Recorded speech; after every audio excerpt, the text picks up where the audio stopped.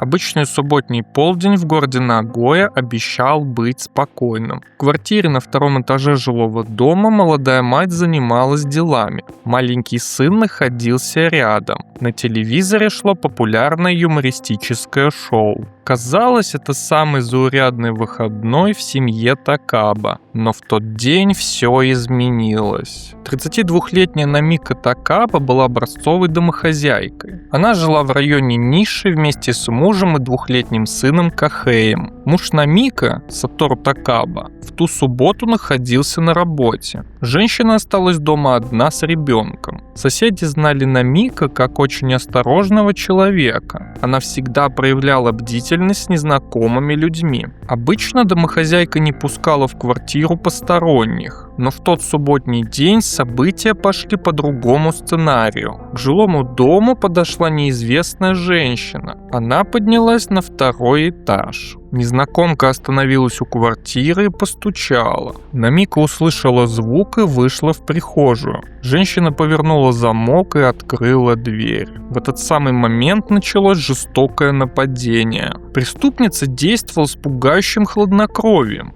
Она принесла оружие с собой. Нападение отличалось запредельной жестокостью. Намика получила множество ранений. В основном удары приходились в область шеи, и один из них попал в сонную артерию. Это вызвало огромную потерю крови. Шансов на спасение не осталось. На теле Намика также обнаружили раны на руках. Она пыталась закрыться и боролась за свою жизнь. Помимо этого, на лбу слева была обнаружена небольшая припухлость. Вероятно, преступница ударила жертву перед началом основной атаки. Намика упала лицом вниз прямо в прихожей. Ее очки слетели и остались лежать рядом на полу. Двухлетний сын Кахэй находился в квартире в момент трагедии. Он не пострадал физически и остался невредим рядом с телом матери. Полиция обнаружила на месте событий важный след. На полу было много чужой крови.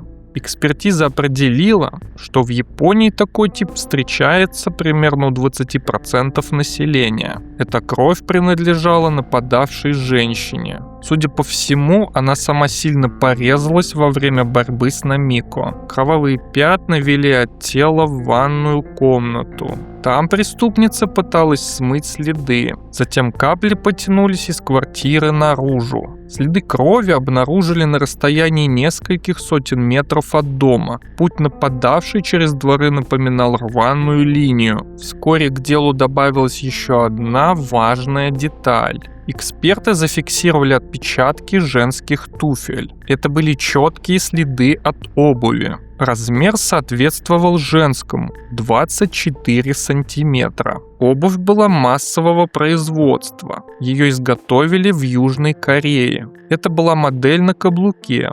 Полиция выяснила, что такая партия составляла около 7 тысяч пар. Ее продавали через крупные супермаркеты в регионах Канто и Кюсю. Признаков грабежа в доме не нашли. Деньги и ценности остались лежать на своих местах. Дверь не имела повреждений от взлома. Около 14:00 в квартиру прибыл арендодатель вместе с соседями. Люди сначала подумали, что женщине просто стало плохо. Они вызвали скорую помощь. Прибывшие медики констатировали смерть на месте. Свидетели позже рассказали важные детали. Они слышали громкие звуки борьбы. Это напоминало передвижение тяжелой мебели. Затем послышался шум шагов на лестнице. Кто-то очень быстро спускался вниз. В это время по телевизору все еще шла юмористическая передача. Сатору Такаба вернулся домой и столкнулся с кошмаром. Мужчина не сразу понял масштаб беды. Лицо его жены выглядело спокойным. Он даже подумал, что она просто спит. Осознание пришло через несколько секунд. Полиция префектуры Айти начала масштабный поиск. Они собрали все доступные ДНК. Сняли отпечатки пальцев и изучили каждый сантиметр. В 1999 году технологии были ограничены. Выделить четкий профиль из образцов не удалось. Детективы выпустили фоторобот подозреваемой, но поиски не дали результатов. После похорон жены Сатору принял решение. Оно позже станет легендарным в криминальной истории Японии. Он переехал с сыном к родителям, но мужчина продолжил полностью оплачивать аренду той самой квартиры. Сатору решил сохранить место трагедии в нетронутом состоянии. Он не убирал кровь в прихожей. Мужчина не выбрасывал старую мебель и не делал ремонт. Пятна крови на полу аккуратно накрыли прозрачной пленкой. Сатору хотел сохранить каждую улику для будущего. За последние 26 лет он потратил на аренду пустой квартиры огромную сумму. Это составило около 22 миллионов йен. В долларах по курсу того времени это почти 145 тысяч. Это решение стало ключом к раскрытию дела через четверть века. Сатору никогда не женился во второй раз. Он посвятил всю свою жизнь воспитанию сына и сохранению памяти о жене. Мужчина активно помогал другим жертвам преступлений. Он выступал за отмену срока давности по тяжким статьям. В 2010 году закон в Японии изменили. Срок давности по убийствам отменили навсегда. И это дало Сатору новую надежду. Теперь нужно было поднять все данные, которые детективы собрали за долгие годы. В первый месяц исследователи допросили тысячи людей. В списках были соседи, знакомые семьи. Проверяли бывших одноклассников и коллег. Отрабатывали версии личной мести и случайного нападения, но дело постепенно перешло в категорию холодных. Старые образцы крови хранились в архивах. Технологии ДНК-анализа в Японии долго не позволяли работать с таким материалом, но наука не стояла на месте. Сатору Такаба продолжал ежемесячно вносить арендную плату. Он верил, рано или поздно технологии позволят найти ответ. Мужчина неоднократно обращался в полицию. Сатору напоминал о деле Намико. Он просил детективов не сдаваться. К 2020 году эту историю включили в программу особо важных нераскрытых дел. За информацию предложили награду в 3 миллиона йен, но тишина продолжалась еще несколько лет. Перелом наступил в 2024-2025 годах. Полиция Айти решила провести полный пересмотр старых материалов. Детективы применили самые современные методы анализа ДНК. Из огромного списка в 5000 человек отобрали несколько сотен имен. Это были люди из близкого круга общения семьи Такаба. Особое внимание уделили школьным годам Сатору. Детективы начали повторные допросы. В 2025 году в поле зрения попала 69-летняя женщина. Ее звали Кумико Ясуфуку. Она училась с Сатору в одной старшей школе. Они вместе посещали клуб тенниса. Выяснились интересные факты из их юности. Кумико в те годы испытывала к Сатору неразделенные чувства. Девушка открыто призналась парню в симпатии, но Сатору не ответил ей взаимностью.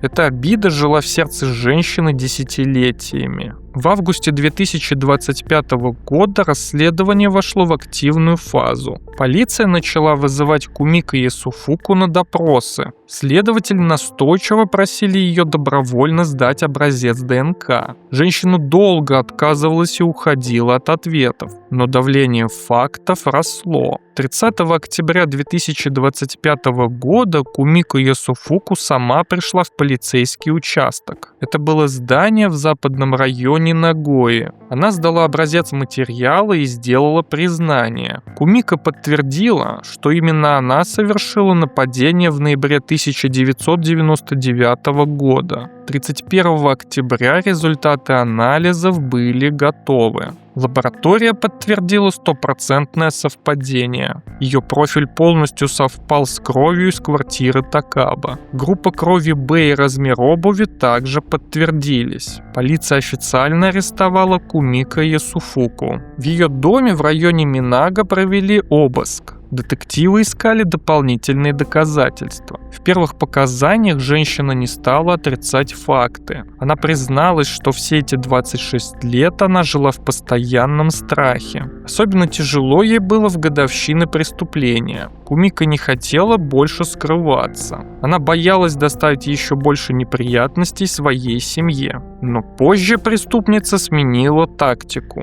Она начала пользоваться правом на молчание. Кумика отказалась отвечать на дальнейшие вопросы следствия. Мотив этого дела до сих пор вызывает шок у общественности. Основная версия – ревность и неразделенная любовь. По одной из версий следствия, она хотела, чтобы Сатору испытал трудности, воспитывая ребенка в одиночку. Полиция отмечает, что между Кумикой и Намика не было прямого конфликта. Жертвы и преступница даже не были знакомы лично. Единственной связью между ними был Сатору. 5 марта 2026 года прокуратура Нагоя предъявила официальное обвинение. Перед этим Кумика прошла психиатрическую экспертизу. Исследование длилось почти 4 месяца. Врачи признали 69-летнюю женщину полностью вменяемой. Она осознавала свои действия и может нести ответственность. Реакция Сатору Такаба была полна боли.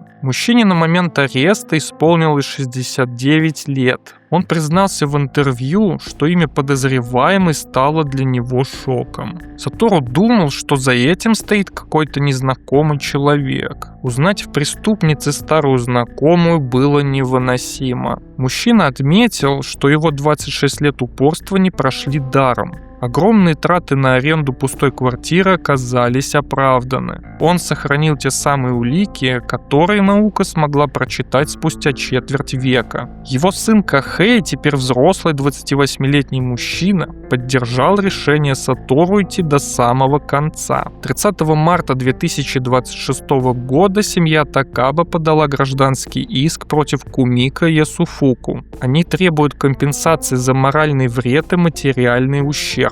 Сумма включает все расходы на аренду жилья за 26 лет. Но в гражданском деле возникли юридические сложности. По старому кодексу существует срок в 20 лет для таких исков. Но Сатору и его адвокаты настаивают на исключении. Срок прошел, но личность преступницы была тайной до 2025 года. Сатору утверждает, что применение старых правил будет актом несправедливости. Этот иск может изменить судебную практику всей Японии. Он создаст прецедент для других жертв преступлений прошлых лет. Этот случай доказал главное. Важность отмены срока давности стала очевидной для всех. Без этого решения в 2010 году Кумика осталась бы безнаказанной. Современные ДНК-технологии показали свою невероятную эффективность. Сохранение улик даже в самых безнадежных делах имеет смысл. Уголовный процесс против Ясуфуку продолжается в окружном суде Нагоя. Дело рассматривают присяжные. Кумика продолжает молчать. Она выбрала стратегию защиты через отсутствие показаний. Но результаты экспертизы говорят громче любых слов.